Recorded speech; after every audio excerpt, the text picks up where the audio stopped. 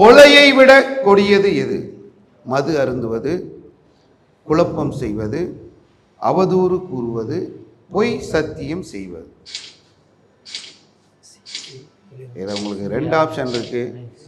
தமிழாக்கம் குரான் கையில் பார்சல் வாங்கலாம், 50-50 ஆப்ஷனை தேர்ந்தெடுக்கலாம். 2த்தில் எதுன்றதை நீங்கள் தான் முடிவு செய்யும். ஆப்ஷன் வேணாம் ஜி. சரி சொல்லிட்டீங்களா? சொல்லுங்க. குழப்பம் விளைவிப்பது. ஆப்ஷன் பி, குழப்பம் விளைவிப்பது, குழப்பம் செய்வது. ஓகே இதெல்லாம் ஓகே. Computer G